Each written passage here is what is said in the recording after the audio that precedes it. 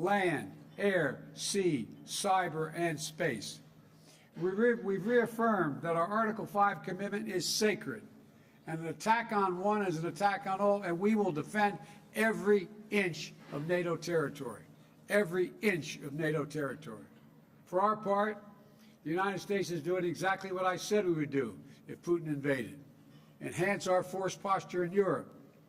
We'll station more ships here in Spain. We're stationing more air defense in Italy and Germany, more F-35s in the United Kingdom, and to strengthen our eastern flank, new permanent headquarters for the Army 5th Corps in Poland. In addition, an additional brigade combat team position in Romania, and additional rotational deployments in the Baltic countries. Things are changing to adapt to the world as we have it today. And all of this is against the backdrop of our response to Russia's aggression and to help Ukraine defend itself. The United States is rallying the world to stand with Ukraine. Allies and partners around the globe are making significant contributions. Secretary Austin just brought together more than 50 countries, pledging new commitments. And this is a global effort to support Ukraine. Nearly 140,000 anti-tank systems, more than 600 tanks, nearly 500 artillery systems, more than 600,000 rounds of artillery ammunition, as well as advanced multiple launch rocket systems, anti-ship systems, and air defense systems. And again, the United States is leading the way. We provided Ukraine with nearly $7 billion in security assistance since I took office. The next few days, we intend to announce more than $800 million more, including new advanced Western air defense systems for Ukraine, more artillery and ammunition, counter battery radars, additional ammunition for the HIMARS multiple launch rocket systems we've already given Ukraine, and more HIMARS coming from other countries as well. We also welcome for the first time our partners in the Indo-Pacific to participate in the NATO Summit. As I indicated to Putin, his action would cause worldwide response, bringing together democratic allies and partners from the Atlantic and the Pacific to focus on the challenges that matter to our future and to defend the rules-based order against the challenges, including from China. In the G7 in Germany, we also launched what started off to be the Build Back Better notion, but it's morphed into the Partnership for Global Infrastructure and Investment, to offer developing and middle-income countries better options to meet their urgent infrastructure needs. Because when the United States and G7 countries put skin in the game, it helps bring millions of dollars before it's all over, up to possibly $1 trillion of private sector money off the sidelines. $600 billion in just the next few years.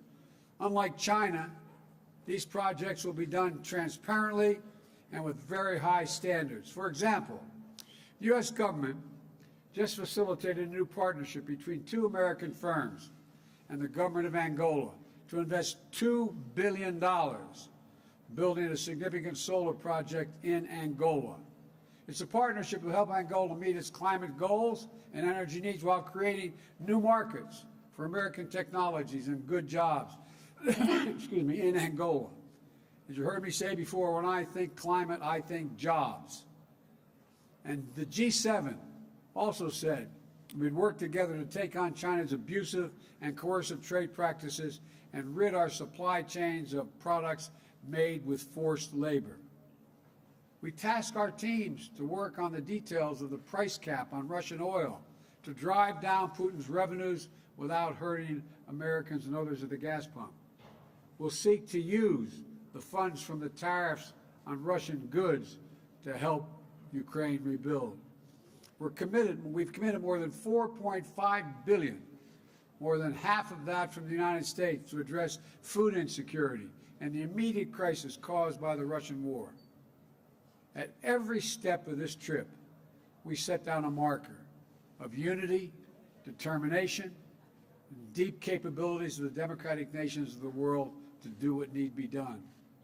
Putin thought he could break the transatlantic alliance. He tried to weaken us. He expected our resolve to fracture. but he's getting exactly what he did not want. He wanted the Finlandization of NATO. He got the NATOization of Finland. Let's think about this. That's what he thought.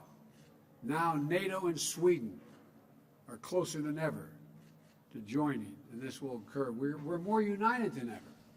And with the addition of Finland and Sweden, we'll be stronger than ever. They have serious militaries, both of them. We're going to increase the NATO border by 800 miles along the Finnish-Russian border. Sweden is all in. The point is, we're meeting the goals I set out when the first G7 meeting. We're moving to a place that reflects the realities of the second quarter of the 21st century. And we're on the verge of making significant progress. Now I'll be happy to take your questions. And the first question, I'm told, is Darlene Superville from the Associated Press.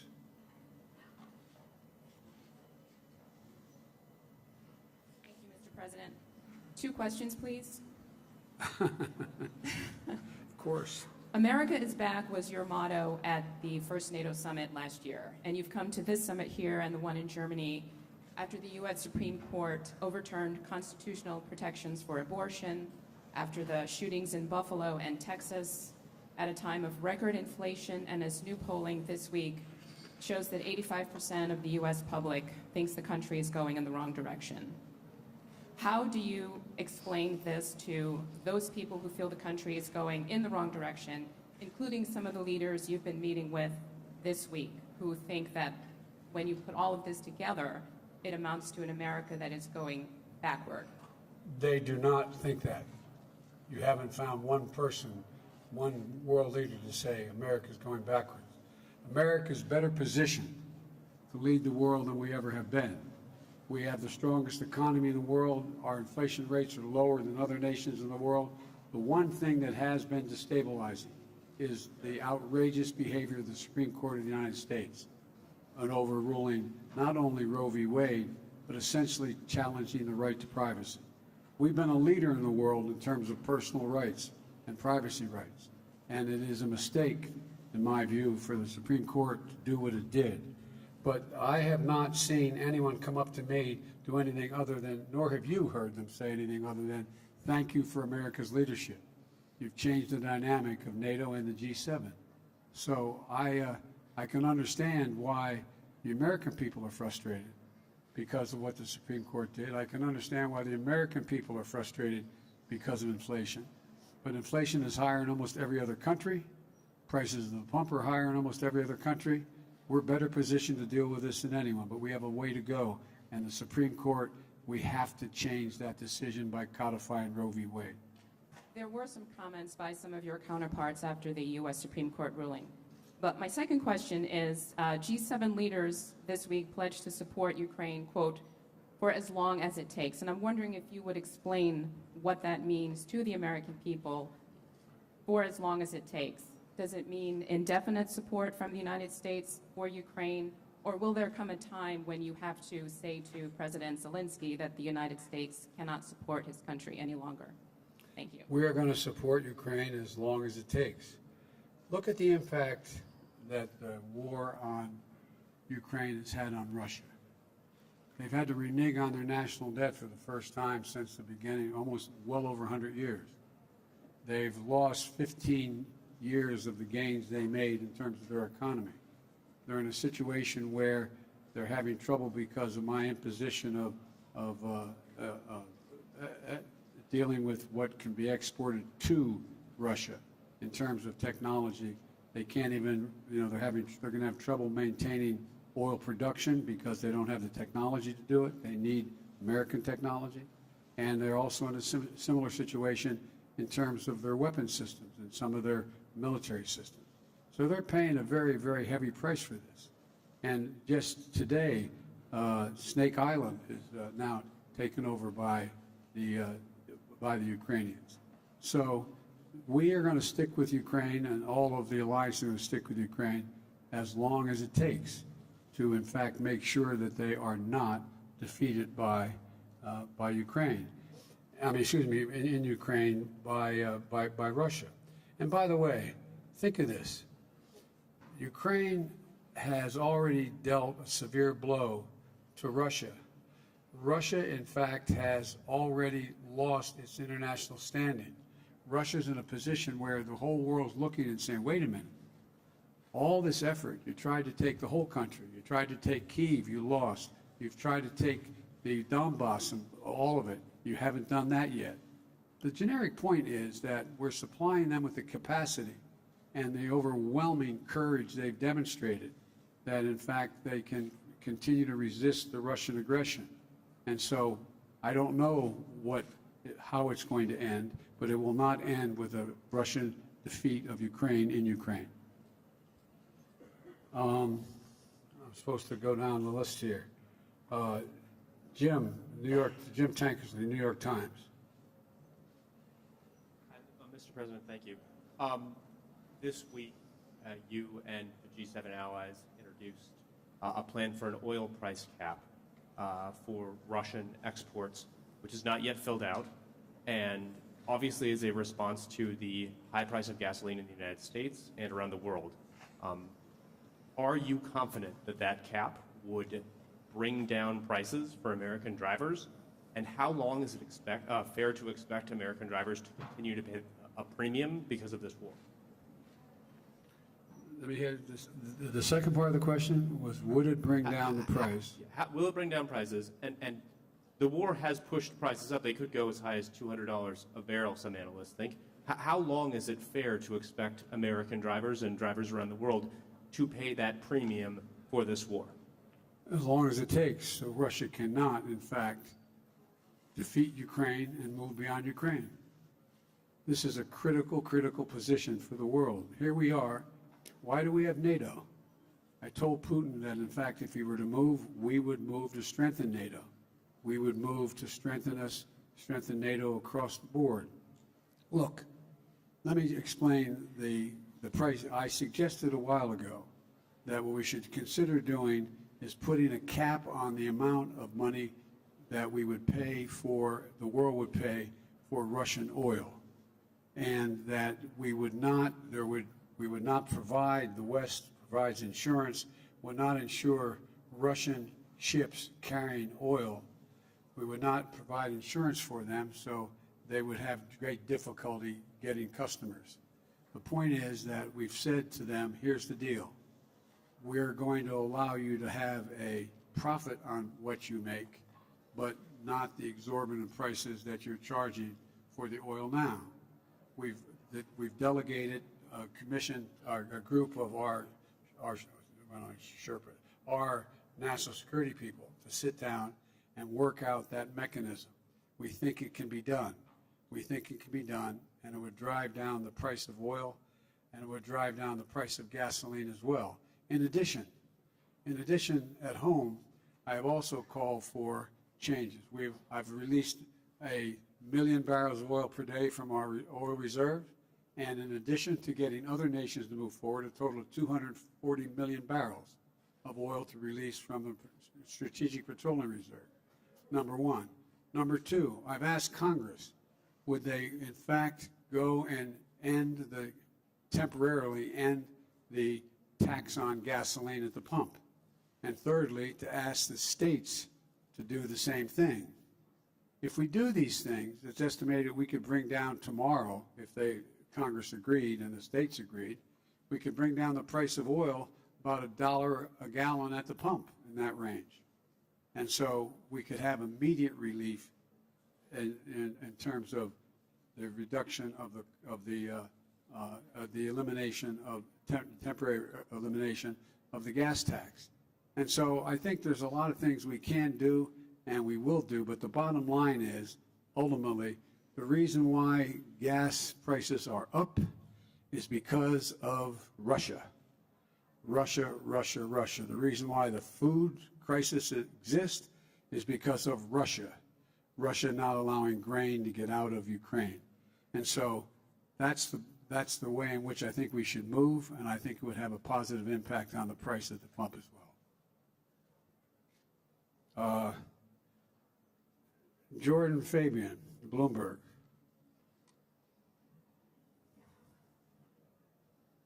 Thank you, Mr. President. Thank you, Mr. President. I also have two questions for you. Of course. Thanks. The first one is on Turkey. What assurances, if any, did you make to President Erdogan about his request for new F-16 jets for his military?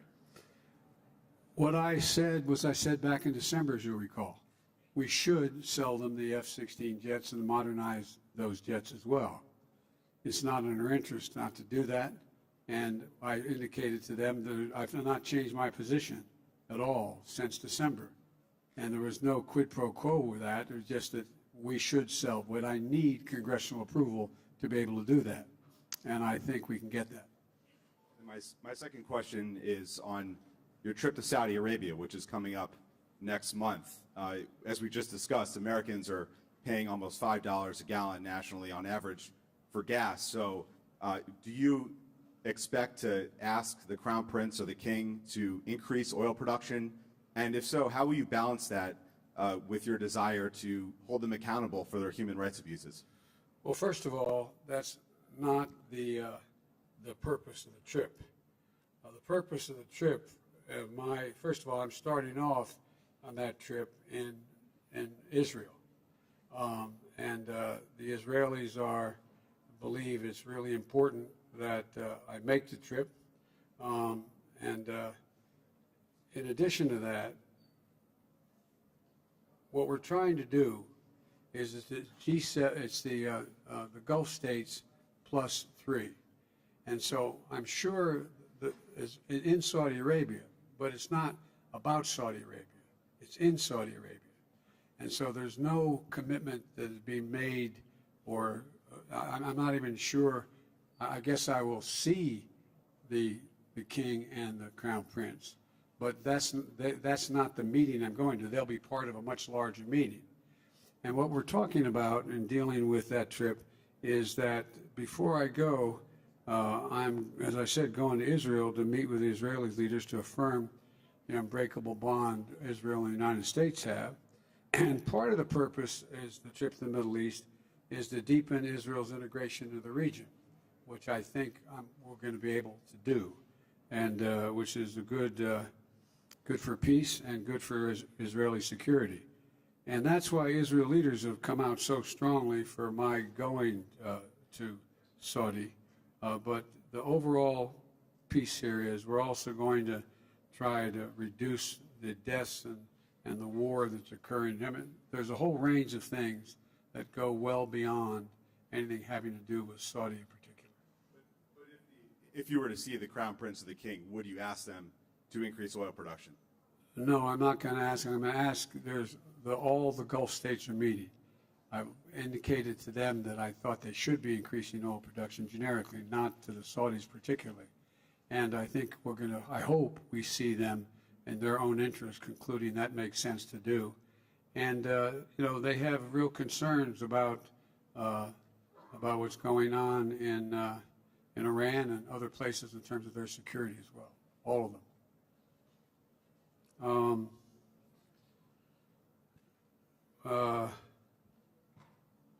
Tarina, the Wall Street Journal.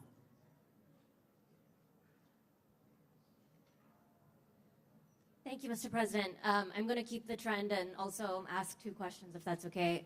One on the summit and one domestic question. On the summit, you just said that there would be another round of security assistance for Ukraine. After hearing President Zelensky's assessment that the war needs to end before the winter, are you changing your calculation in terms of the pace of the assistance and what kind of assistance you're sending to Ukraine? No, the war could end tomorrow, by the way, if Russia stops its irrational behavior. So, when the war will end, I hope it ends sooner than later. But for it to end, they have to be in a position where the